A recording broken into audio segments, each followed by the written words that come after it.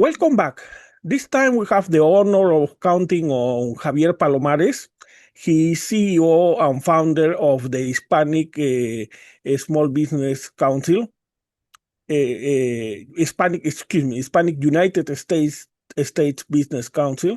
And I was particularly interested in the effects of Trump's policies on small businesses, because small businesses don't have the financial backs to face uncertainty as big businesses have.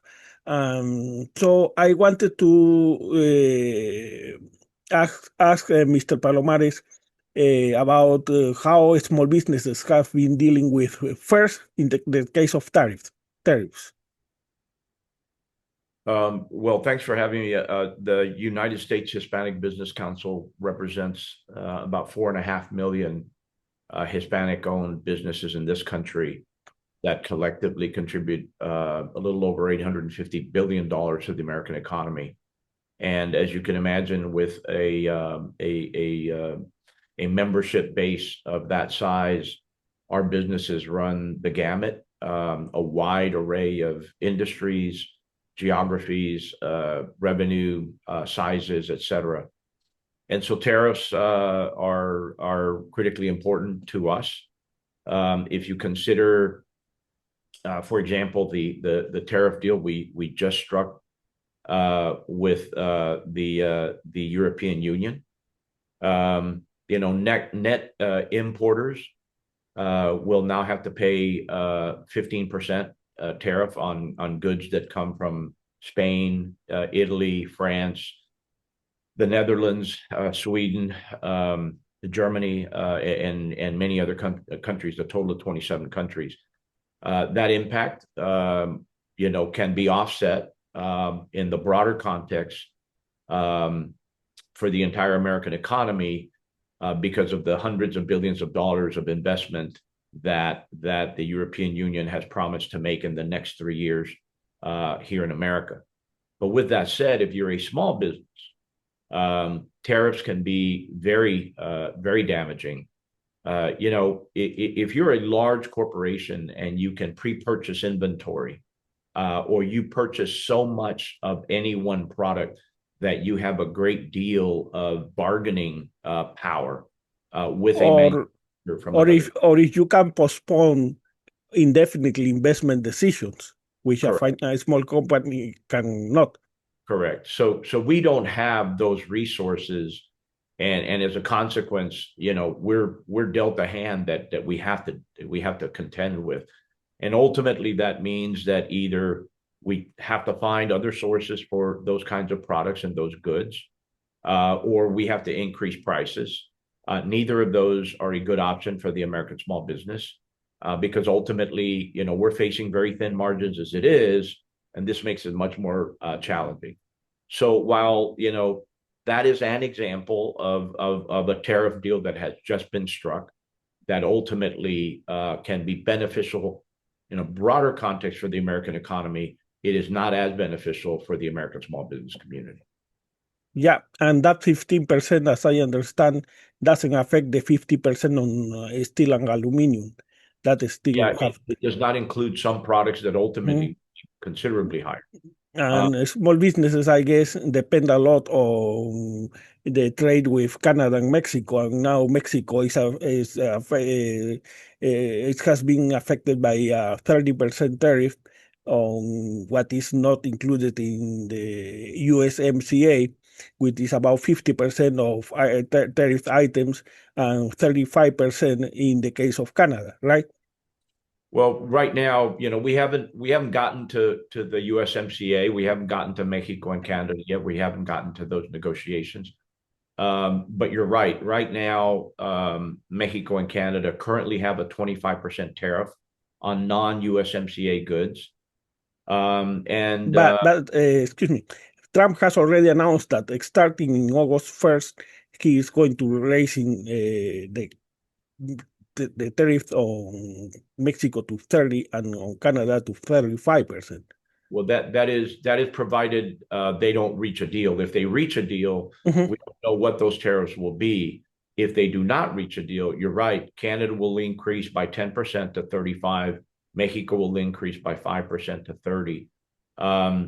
Look, we rely on Mexico and Canada for a wide array of things, from food products to machinery, auto parts, energy, electronics, lumber, steel. And so that's going to have a much broader impact on our economy and on the American small business community than the European Union did. Mexico, I think, accounts for something like 15% of all imported goods. Canada is about 13% of all imported goods. So these are significant impacts to the American economy. And ultimately, many of the small businesses that we represent at the USHBC, are in fact doing trade, cross-border trade with Mexico and some with Canada.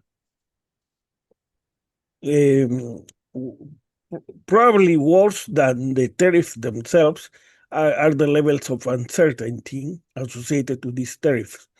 These backs and forths in the case of tariffs postponement, those tariffs that are in effect, those tariffs that have been suspended, those tariffs that have been threatened but not even suspended.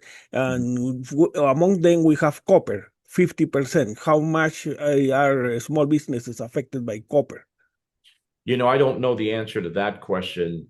Ultimately, this is a broader relationship, beyond trade, in its broadest context. There are national security implications with our neighbors to the south and neighbors to the north. We have to have good relations with them. There has to be mutual respect, mutual trust. These three nations, Canada, America, and Mexico, make up basically the entire economy of this hemisphere. And as we go, so goes the hemisphere, and so goes the hemisphere, so goes the entire world. So there's a lot at stake here, but it's much broader than any one product or any one issue. I think at the end of the day, from the Trump administration's perspective, I think it comes down to a collaboration, or a level of collaboration that they have not seen yet, that includes things like smuggling and fentanyl and cartels. So it is much broader than just the trade, but intrinsic in all of this, and part and parcel of all of this is the economic reality that we have to trade with each other. Mexico is in fact our number one trade partner, and Canada is our number two trade partner. And so, there's not a lot of wiggle room here. The real issue is, can we get to the table in a respectful, mutually beneficial fashion? I'm hopeful that cool heads will prevail. I'm hopeful that August 1, deadline doesn't come and go, because if it does, according to this administration, those tariffs will go up to 30% and 35% respectively, and that's going to be a difficult conversation because it's hard to call that back once that deadline hits. One negotiation that is particularly important is the negotiation with China, because if China, if there is not a good outcome out of those negotiations, many countries are going to start trying to de-risk from the United States. Actually, Canada is already starting de-risking from the United States. And I am afraid, though, that that reframe of the supply chains is going to be for good. So for forever. It's not going to be until 2029 if Democrats come back to power, but permanent. Mm-hmm. So, and that affects small businesses much more than big corporations that can move their production outside, right? Absolutely. The specter, and you're right, it's already happening. Mexico and Canada are already coordinating and leaving America out. Canada's already struck some energy deals with China.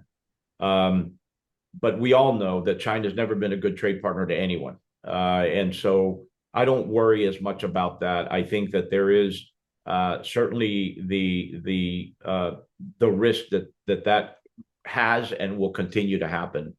But I think the net effect is, and ultimately, all three trade partners will come to the table. My hope is that we can do it with less drama and get on about the business of making sure that all three economies are benefiting and that we reach a mutually beneficial deal.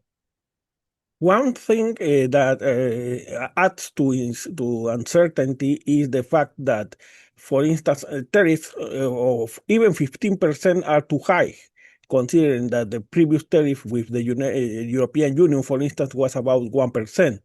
And that means that in the short term, so you know as a businessman that a negotiation made under duress is unstable by itself, because the other part is going to try to find the first opportunity to get out of the deal. Mm-hmm. If so, that's what we would be expecting, especially when the tariff don't have economic rationale in many cases. For instance, in the case of Brazil, the rationale for the 30-50% tariff, I don't remember, they changed is the prosecution of Bolsonaro. In the case of the European Union, Trump wanted to make part of the negotiations in Europe's immigration policies. So, the previous event it was 1930, Smooth Holly, but the Smooth Holly didn't have this back and forth. Was just one tariff, a big tariff, and that was all. And it had an economic rationale because a misconceived attempt of getting out of the depression. In this case, the problem is that how small businesses can plan if these non-economic factors keep searching any day, any week. Yeah, there's no doubt that the uncertainty is impacting the entire American economy. It's certainly impacting small businesses. I think that certainly, some of the points you made about tariffs in the past and how we've negotiated with other nations in the past, while true, don't necessarily apply today. This is a very different world. We are a very large economy, a very complex economy. There are so many factors that play into the relationships with all nations, but certainly with Canada, China, and Mexico. And those factors, this administration has the very tough responsibility to look at all of those factors and come up with the best, set of parameters, including tariffs and deals, trade deals with these nations.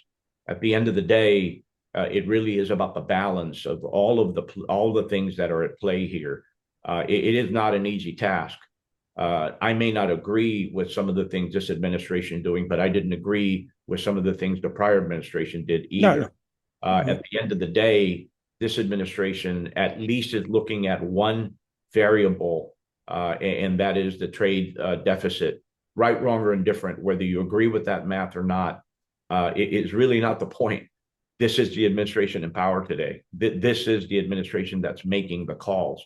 What the American business community needs is a clear plan, is stability, is predictability, so that we know what the rules of the road are, and then we could continue to invest, to plan, and to grow our enterprises. No doubt that the American economy is dependent on the small business community. We represent nearly 70% of net new jobs in this nation. We create them. But at the end of the day, we too are just looking for, just give us the rules of the road. We probably won't like what we see, but at the end of the day, it's the uncertainty that is really crippling the American small business community. And that runs across the gamut from deportations to immigration policy, to tariffs, to taxes, to interest rates. It is a broad and very complicated economy. And so what we need is an administration that's going to put forth a clear path forward.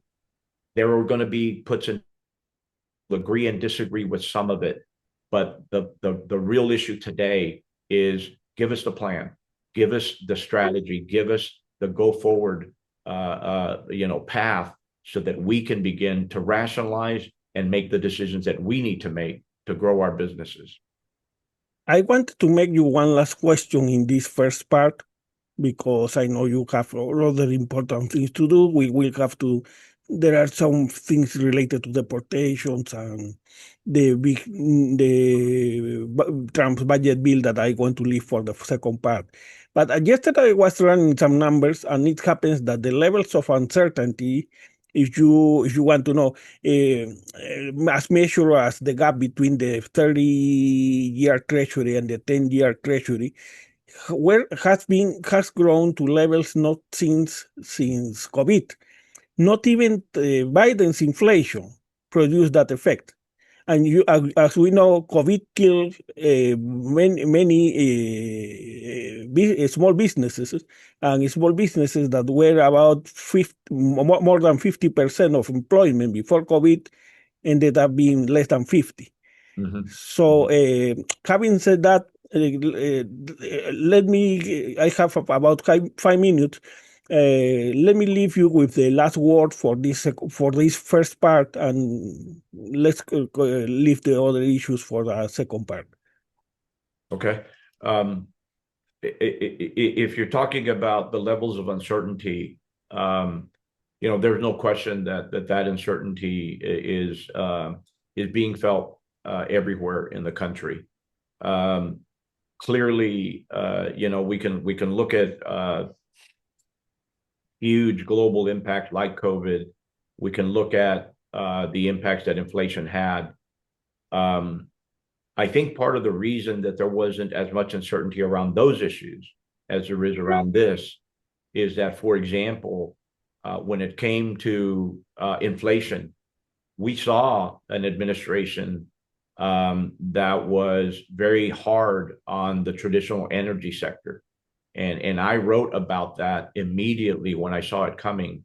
And back in 2021, I believe, I talked about it in an op-ed in Newsweek, and I warned that draconian approach toward traditional energy sources, while it was well meant, it was ill-conceived, because the vast majority of Americans and maybe that administration did not understand that to get to that clean energy future that we all want to get to get to a place where we were burning less emissions and doing less harm to the environment. We all want to get there, including the American business community.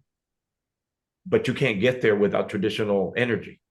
And so if you take too draconian an approach and you squeeze the traditional energy sources, a few things begin to happen almost immediately. One, you go from being energy independent to being energy dependent. And we began to import, believe it or not, energy from the likes of Russia, China, Venezuela, et cetera. That's not a good policy. Secondly, we went from being energy exporters to being energy importers, which cost us more money. Thirdly, when the price of energy goes up, the price of everything goes up, because everything hangs off the energy sector. Manufacturing got more expensive, transportation got more expensive, warehousing became more expensive, and down the line, even hospitality and construction got more expensive. And then finally, the vast majority of Americans, and I'm not sure that administration understood that when you look at oil and gas that comes out of the ground, only about 46% of it actually goes into a tank as fuel for an automobile.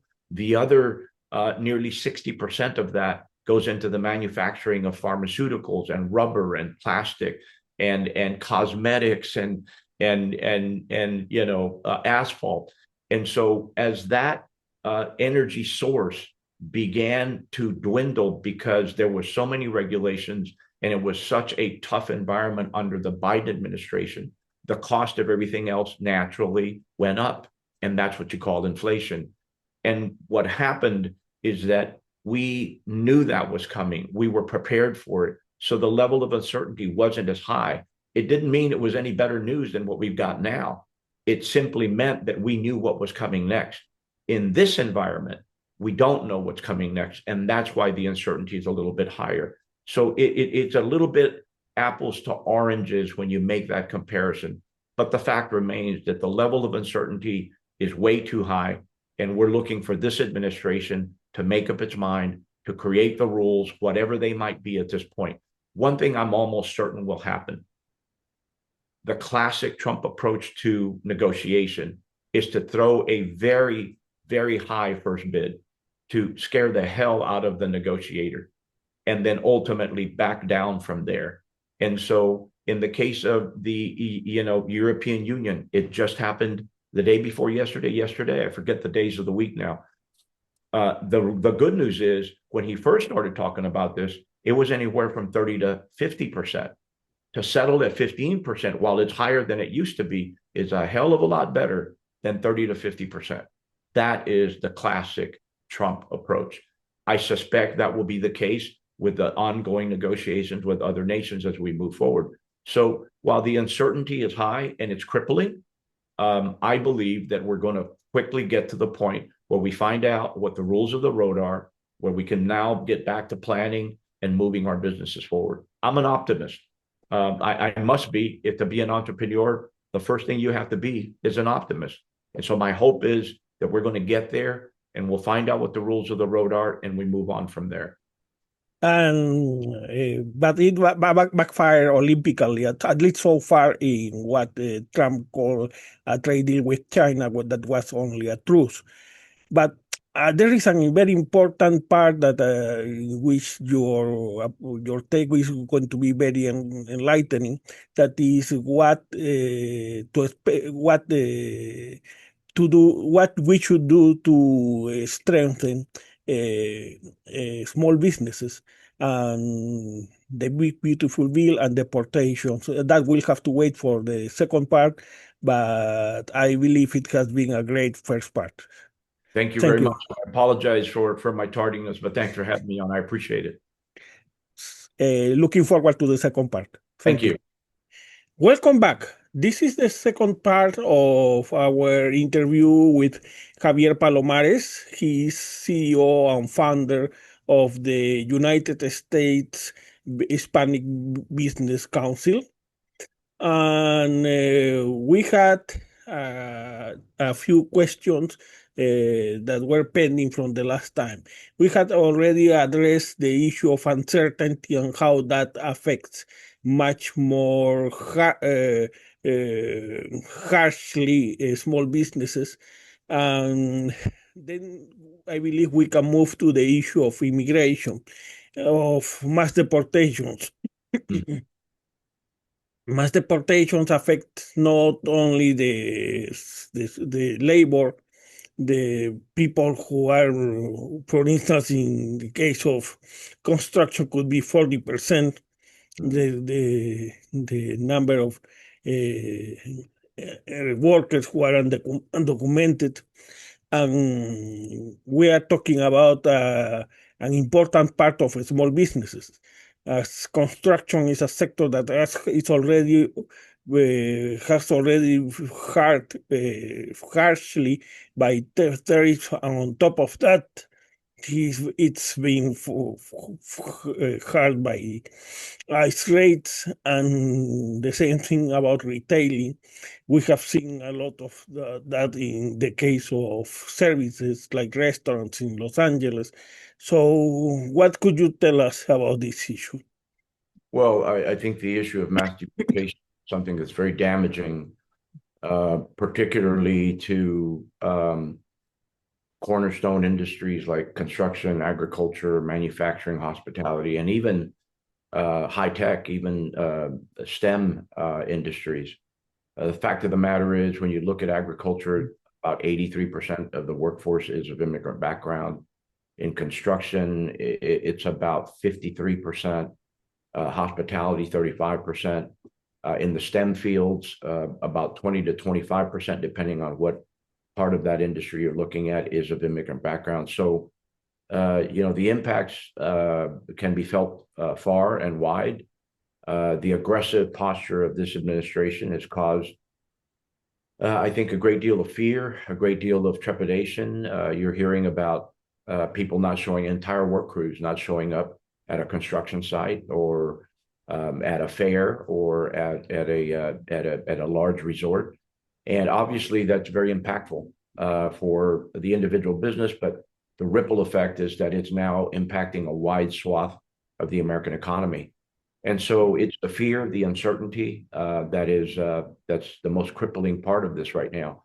My And I guess it's particularly harmful to many places whose patronage depend on Hispanics. Because, for instance, I remember during the Bush era, when in Virginia, in Northern Virginia, there was these harsh immigration policies, and those Hispanic businesses, many Hispanic businesses had to close because their patrons just were leaving the Northern Virginia, and something similar may be happening here too. right, it's much more widespread now. Mhm. Ultimately, this is particularly impactful to the American small business community. Um, if you look at Hispanic employment or Hispanic business ownership, it is generally and predominantly even today in the areas or in the industries or the sectors of construction, agriculture, manufacturing, hospitality, et cetera. So not only do the majority of our people work in those industries, but when you look at business ownership, when you look at my membership, we disproportionately own businesses in those industries. So the impact is twofold for us. Additionally, as a small business, it's much more difficult to hire once you've lost a portion of your workforce. If you're a small company of 10 individuals and 4 of them don't show up, I mean, that's a 40% impact overnight to your workforce. And it's considerably more difficult to go out and find 4 more people to replace those people. You don't have the marketing resources. You don't have the brand name. Sometimes you can't pay the salaries that some other larger corporations can. So it's doubly impactful to the American small business community. We're very concerned. I've talked to members on the Democratic side, on the Republican side, to try to get a sense of normalcy, to try to calm the temperature. Listen, we're very supportive of this administration's efforts to quickly identify and deport those who are here to do us harm, to find those that we know are known criminals, quickly identify them, round them up, and get them out of our country. That's what we should be doing. But what has been happening of late is that they are in their zeal to get this done, they are inadvertently picking up people who are here legally. There are people here that have been working for some time, contributing, paying taxes, and not breaking any of the laws. And so that's when it gets very damaging. The psychological effect is that the entire community now is on pins and needles, and oftentimes they're not even showing up to the job site. And so that's it's having that effect. And when it comes to immigration, I like especially two think tanks at the right. I like Cato, the Cato Institute. They have very serious research. On the center left, I like Pew Research, especially the studies they did when they were the Pew Hispanic Center. But the problem is that in this administration, they are not willing to listen either one side or the other. The people in charge of immigration policy are the likes of Steve Bannon, Stephen Miller.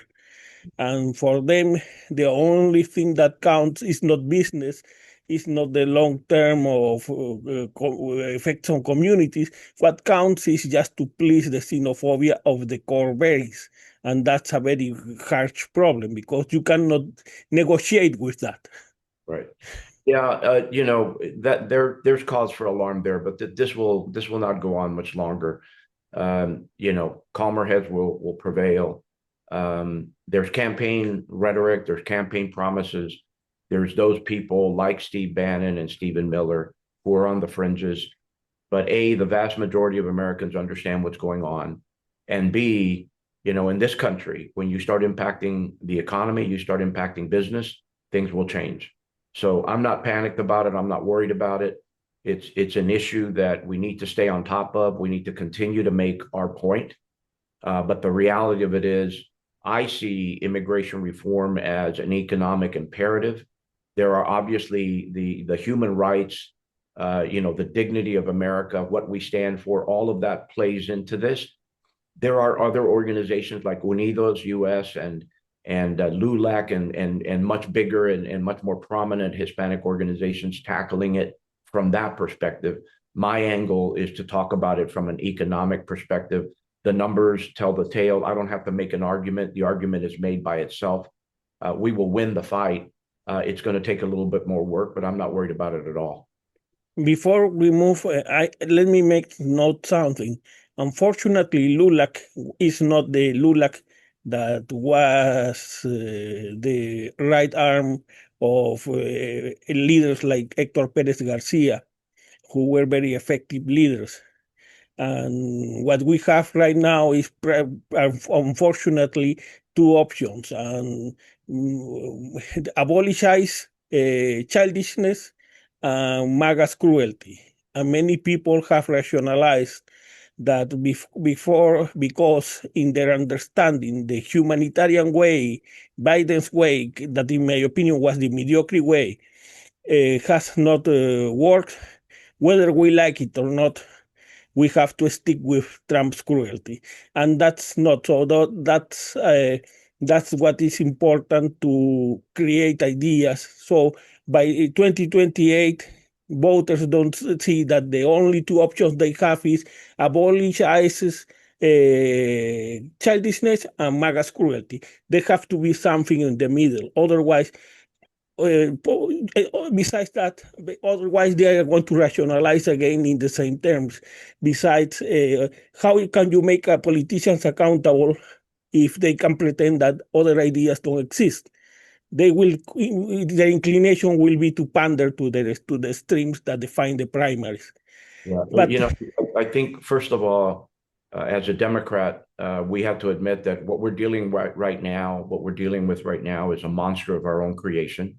We, as a Democratic, party, when Joe Biden was in office, and Joe Biden is a friend of mine, I voted for Joe Biden. We allowed this to happen. We could lost control of the border. That gave the far right the talking points they needed. It created the fear and the xenophobia, and they fed on that. That was perhaps one of the strongest rallying cries of then,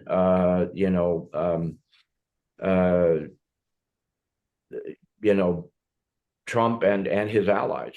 The reality of it is, the Democratic administration that was here before lost control of that border, and that fed and allowed the situation that is existing now. We need to deal with that. This is a monster of our creation. Secondly, Democrats have, for time immemorial, come up with idea after idea after idea, but it is such a huge, comprehensive approach that in an economy such as ours, a political system like ours, such a big, broad, comprehensive solution allows for people to pick at it. And you can find so many things that are wrong, and that is what kills the deal. The problem is that they have ideas sometimes, but the ideas die under the radar, because in politics, before you sell the solution, you have to sell the problem. It's not just a matter of bringing bills. During the Biden administration, 3 bills were presented in Congress, and they had no future, and nobody knows about those 3 bills, because nobody bothered to set the record straight on the many misconceptions about immigration, of which the far right has taken advantage. Right. We are proposing the temporary residence for undocumented migrant professionals. Coincidentally, that acronym TRUMP, it's the Trump visa, and we are proposing it as a means to keep those who are here to work in place. The idea behind the Trump visa is it has three provisions built into it to immediately quiet the naysayers. The three elements that are embedded into the Trump visa. Number one, if you are a Trump visa recipient, you cannot vote. So those that would say you're doing this so that you can quietly create more voters for the Democratic side. No. The Trump visa, you can't vote. Secondly, if you're a recipient of the Trump visa, you can't get any government benefits. You can't get any welfare if you're a recipient of the Trump visa. This is a visa made for people who are here to work, period. And so I do away with those that say, here you go, another government program that's going to be paid for by the American taxpayer, and we're just going to put these people on welfare. No. You can't get any government benefits if you're a Trump visa recipient. Third, you are not allowed to become a citizen. It is not a pathway towards citizenship. So those that would say on the right, aha, you're trying to create a visa that allows these people to become citizens so that they can vote for a Democratic administration. No. You can't vote if you're a recipient of the Trump visa. Those three provisions allow us to focus on people who are here to work. I'm speaking to the immigrants every day, and they are fine with that idea. They don't want to vote. They don't want welfare. They're willing to pay their taxes. They don't have a problem. What they want is to be able to go to mass on Sunday. They want to go to the restaurant with their family and their wives on Friday night without fear of getting swept up and deported. Additionally, the Trump visa has a provision built into it that says if you're a Trump visa recipient, you have to pay between 10 and 20% taxes. That's what all Americans pay. Mm-hmm. So that would do away with those that say, well, we're going to have to pay for this program. No. The program pays for itself. We have it in front of the administration right now. It is very focused. It is very narrowed down, and it has provisions in it that allows me to tell those on the right, no government benefits, no voting rights, no citizenship. Oh, and they pay for it themselves. I'm talking to the immigrants every day, and they I almost completely agree. And in the document I'm going to send you in a week and a half, the most with or some other opinions besides mine, is my only. You are addressing it during the Trump administration, but I believe that any visa that has a future must have a permanent component, not a temporary component. Otherwise, it's going to be very easy to introduce in the future poison pills requirements that immigrants are not going to be able to fulfill. But on the terms of the welfare, the vote, and then I completely agree. Practically, you will see the same ideas in the document I'm going to send you. But more important than you agreeing, the immigrants agree. The immigrants we're talking to, they don't want to vote. They don't care if they become American citizens. They're proud of their citizenship. They can have dual citizenship. What we want is for these people to be allowed to continue to work. Imagine how that would change the American economy. Now, if a gentleman and his 4 children and his wife live in Chicago and they want to go to Mexico City, now they can do so without any fear of getting caught at the border and not allowed to come back in. Imagine what that would do for our airline industry. Now, instead of driving in the middle of the night for 15 hours to get to Mexico City, they take a $400 flight and they're in Mexico City in 4 hours, and they can come home safely. Not just that, but also these people will be able to invest in their own education and fit, for instance, fit in the shortages in the market. For instance, the case of nurses, the case of doctors, things that they cannot do right now because they cannot even get a driver's license. But because our time is short, I would like to discuss more in detail in a few weeks the issue of immigration, because I see you already have good ideas about, and we agree. I would like to move to the effects of the Trump's budget bill on small businesses, especially in, Hispanic businesses. Mhm. Well, I can tell you that we were very busy. The USHBC was very busy working hands-on on six pieces of legislation. Five of them made it into the one big beautiful bill. Look, I don't agree with all the elements of the one big beautiful bill, but I'm a businessman, and our focus was on those things that impact the American business community. And again, we rallied for, we lobbied and advocated for six pieces of legislation. Five of them ultimately made it into the OBBB. One was restoration of FCC spectrum auction authority. We believe that allowing the FCC to auction some of that spectrum that's available and allowing it to be auctioned into the private sector will spur American innovation.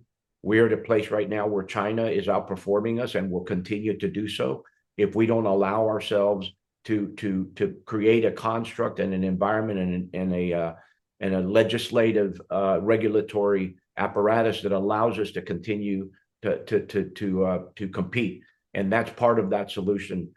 Secondly, we worked for the expansion of the child tax credit.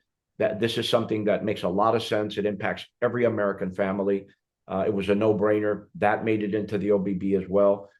We were very active in advocating for increased investment for security along the southern border, along both borders, but certainly the southern border.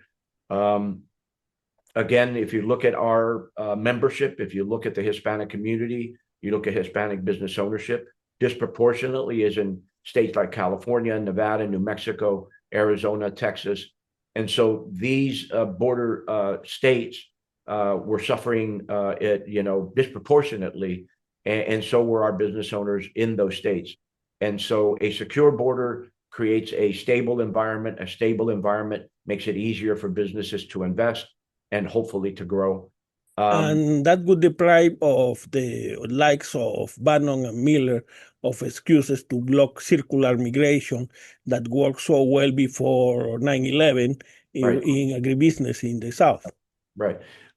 We also voted for the repeal of R&D amortization for R&D tax benefits. In this country, up until a couple of years ago, any company that could identify an activity as either research or development could claim at the end of the year against their taxes any amount they spent on R&D. And so at the end of the year, you would tally up whatever you spent on research or development and claim it against your taxes the year the expense was incurred. A couple of years ago, that was changed.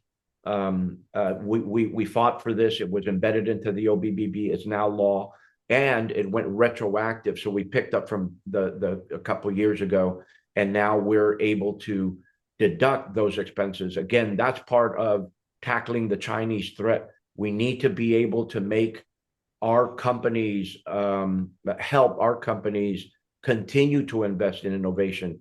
And this kind of tax treatment allows us to do that. And then finally, we voted for the extension of the 2017 tax credit. This is something that President Trump introduced back in 2017 when he was in office. I was probably the first Democrat to step out and say, this is a good thing. We should do this. To the ire of my Democratic community, I was attacked by many Democrats.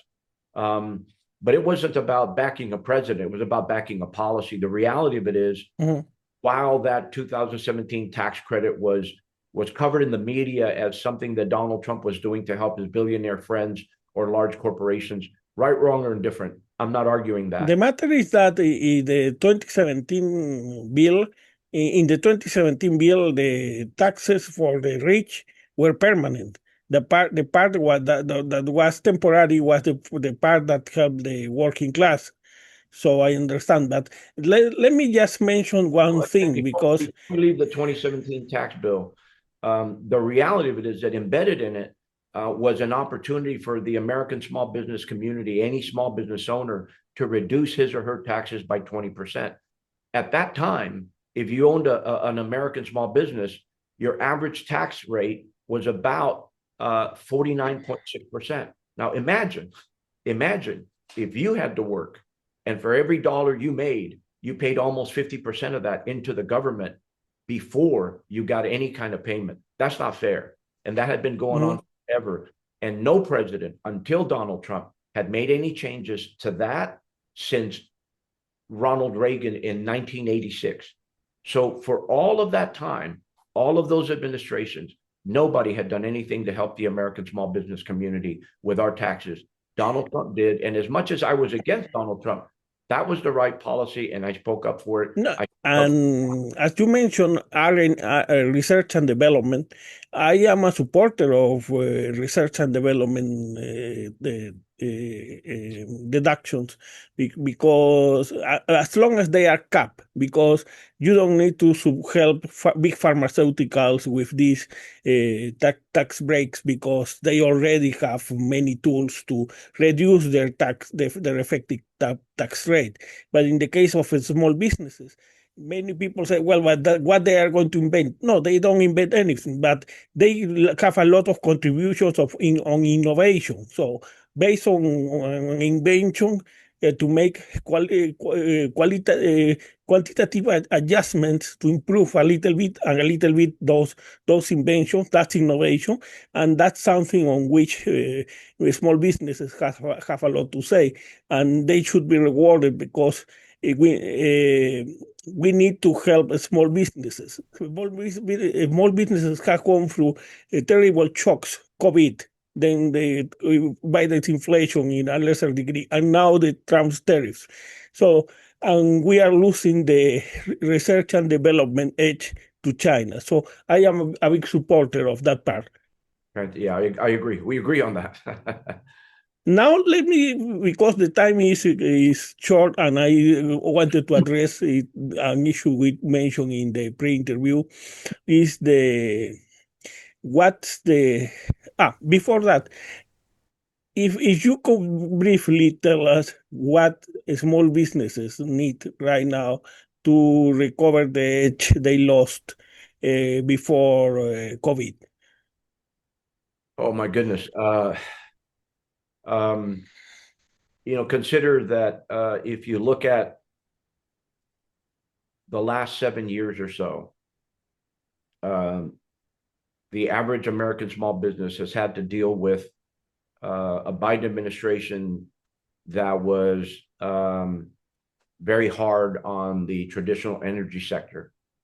When that happened, I warned against it. When that happened, it had a ripple effect, and it caused everything else to increase in price. So now, as an average small business owner, transportation costs more, warehousing costs more, just keeping your building warm in the winter or cool in the summer costs more. Taxes went up. Inflation was some of the highest inflation we'd seen in 70 years. We don't have, the average small business doesn't have a division of tax lawyers or an army of lobbyists in Washington, D.C. And so we had to take that hit. Then came COVID. Foot traffic practically died down. Most of our businesses are not Wall Street businesses, we're Main Street businesses. So foot traffic was practically gone. Then came the supply chain challenges. Unlike big corporations, we can't pre-order. We don't have a lot of influence on the manufacturers because we buy in such small quantities when compared to a large corporation. So that bargaining was not available to us. We got whatever we got when we got it, if we got it at all, at the price that was offered. We didn't have any options, and so add that to it. Banks were very reticent to loan to the small business community. When things were great, they took the call, they made the loan. But during that period, all of a sudden we weren't getting the call back. It was very hard to access money to help you weather the storm. We had a lot of political uncertainty. Now we're dealing with tariffs. Again, we can't pre-purchase. We can't negotiate with foreign manufacturers. We get what we get. So the last 7 years have been a very, very difficult time for the American small business community. What the average American doesn't recognize is that nearly 70% of net new jobs in this nation are actually created by the small businesses. We're the ones that create the real new jobs in this nation. We talked about innovation a while ago. Innovation generally comes from a small business, and then a large corporation either invests in that innovation or buys that small company outright. The American small business community is one of the critical factors that makes this country one of the greatest countries in the world, and this economy the greatest economy in the world. But So we're losing sight of that. So you would say what is the most important point we should focus from now on when it comes to a small business? Access to capital? Access to capital is absolutely important. Access to contracting, and really just an administration and a regulatory body that understands the challenges of the American small business community. Perhaps the greatest thing that we could do is allow small businesses to inform our lawmakers, our legislators, our regulatory bodies, the policymakers. They should reach out as often as they can to hear the small business perspective, because oftentimes, we're not consulted. And I always say that in today's Washington, if you don't have a voice, you don't get a choice. And so my job is try to aggregate the voice of the American small business community and make sure that we're heard and we're part of the dialogue. I hope we can continue this conversation in the next weeks. And for now, thank you.